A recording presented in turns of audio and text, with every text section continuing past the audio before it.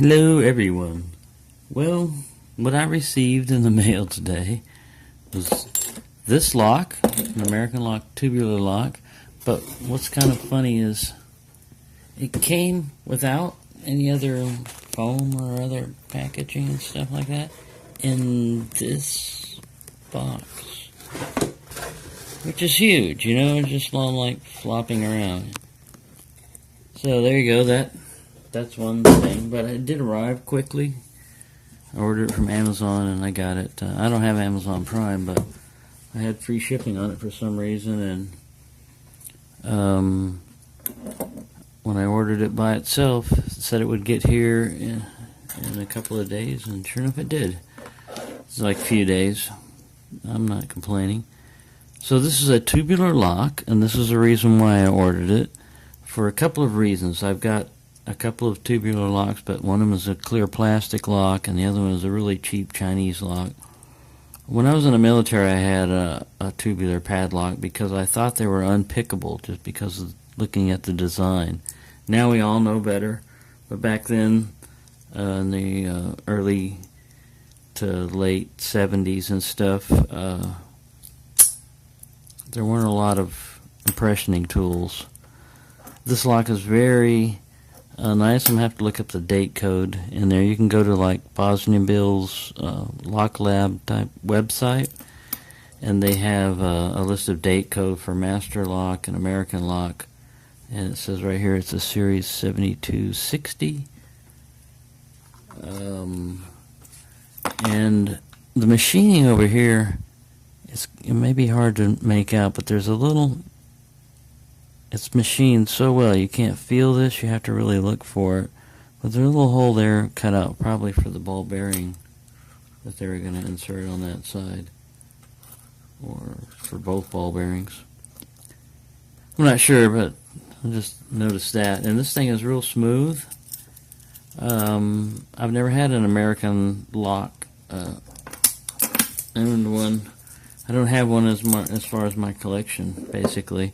I've got clones, like this Ace Hardware clone, and Master Lock makes some other clones, but I don't have an American one. And this one has been bought by, it's been assembled in America and Mexico, but it's a division of Master Lock.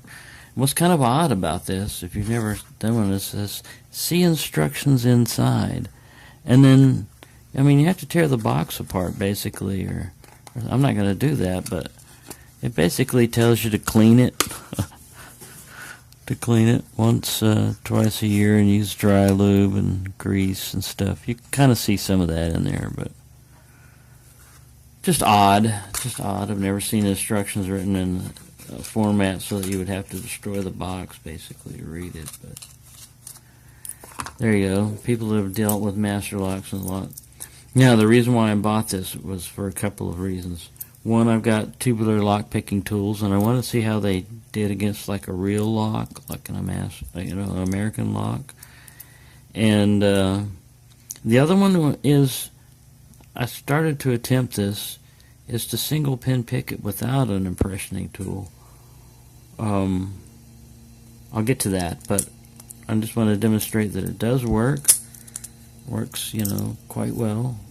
It is, it has a removable core, so there's like a Phillips head screw down there. And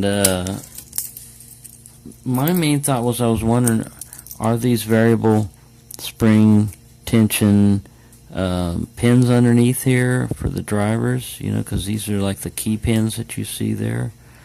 And the drivers, have they advanced anything? It's 2017, and maybe they've advanced some.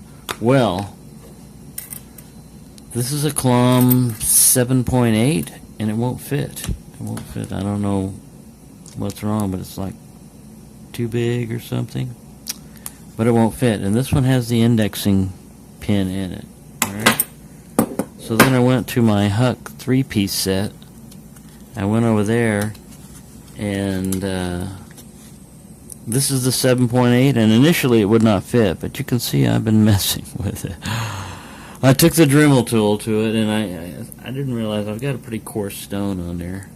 But I was trying to remount the inside of the chamber a little bit. This one doesn't have the indexing pin, and guess what? It doesn't need it because I was pretty rough with this thing. I basically lined up this, black mark with the keyway here, and on all the other locks I've done, they've gone in easily, and then you just start turning and twisting and turning, and eventually you get it. Now this one here, like I said, I haven't set it, and I filed it down a little bit. Let me zero this properly. So you push it forward, and all the little pins come up, and then you find a flat surface, and you kind of push them back, and there you go. This is magnetic on this one, so it falls back. And if these pins look different, it's because the method I was using to extract this before filing was I was using a hammer. I was using a hammer to drive this all the way down, and it was so tight that I had to beat on the lock body with a hammer while holding on this, and I beat on the back of this. I don't know if you can see that, but anyways, I eventually got it, because when I did, I realized that I had impressioned it partially, because when it started rotating, there was so much force I had to tighten this pin, this Allen wrench also. But there was so much force that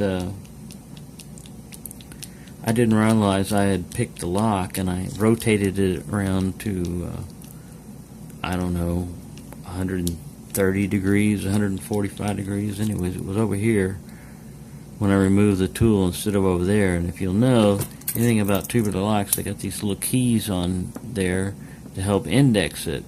And if that notch is not lined up, this key won't line up right.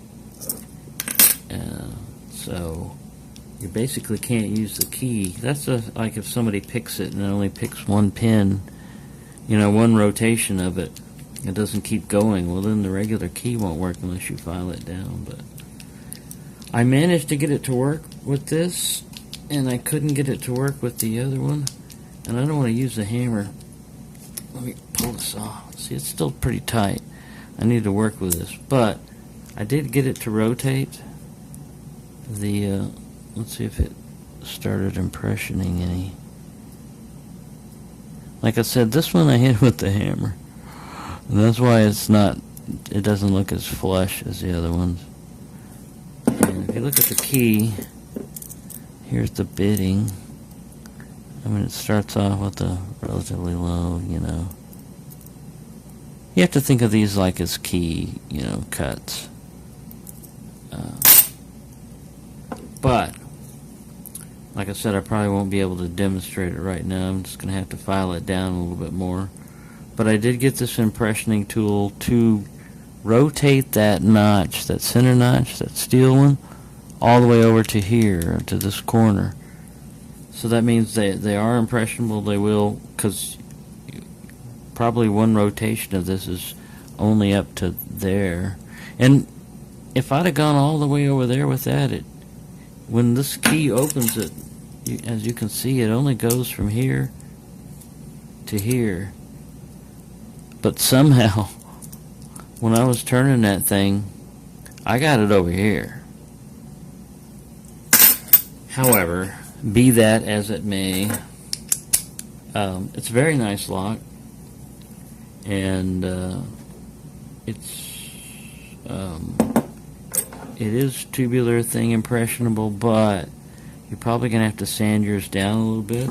I did try the 7.0 and the 7.5, and the 7.5 won't fit. I thought maybe, the diameter is a little bit smaller, but the 7.5 doesn't even fit. You can feel it indexing off of the center pin there. It's not big enough. And so 7.0 is going to be even smaller, but I tried it and it didn't work.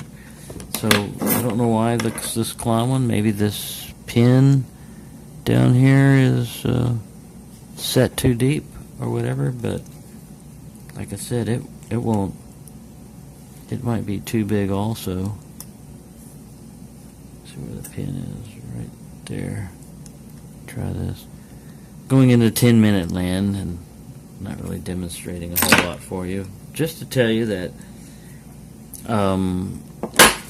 The only other thing I can tell you as far as like single pin picking is I did buy this Sparrow's Flat tension bar set mainly for that, and that will work on this. It's just kind of odd. There's a deep set, keyway down there, and you almost come into contact or come pretty close to the lock body with it, but it will tension it, and it's going to take a little matter of doing that. I was using this part of this Sparrow switch thing. It's basically this right here. I was using it as a probe to push down on the pins, and you would think it would be easy, if it's just like single pin picking, right?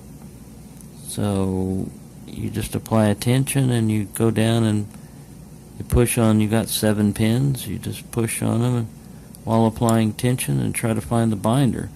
Well, this one's probably going to have to be in a vise to do that. And my initial messing around with it was not successful. I couldn't find a binder, and when I did find something that was binding, I'd push it down. I wouldn't even get a click. It would just like set down there, and I wasn't sure if I was doing it right because I never even got a partial rotation on the core.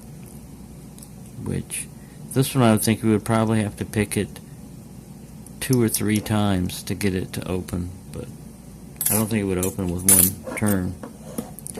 So there you go. That's my new lock. I just wanted everyone to know that I think they're nice little locks. I think I paid, it was like $17 or something, but then with the standard shipping and everything, like $5 or whatever. Anyways, it came out to like $25 or so, which is not too bad.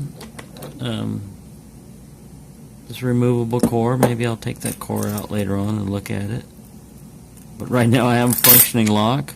And you know how I am, or maybe you don't know, but standard lock core removal procedures don't always turn out to be standard when I'm doing it, because things go crazy. But these will impression with tools like this. You may have to do a little sanding and filing on your tools. And when you do that, just pull these pins back when you do that. I did that, but I just caution everybody to do that. Pull that back so you're not sanding on your pins, your picking pins. And try to do mostly the core, the inner diameter. That's where I had to do it. But sometimes it's the outer diameter too. You should be able to take this with these pins out of the way and just shove it in there, and it should go all the way down, to the depth of the core. But there you go. I hope everyone's having a good time, and maybe next time I'll show you when I can open it with this, but right now that's what I'm doing with it. I do know it will work because it has partially, like I said, it turned the core on it, so it will work.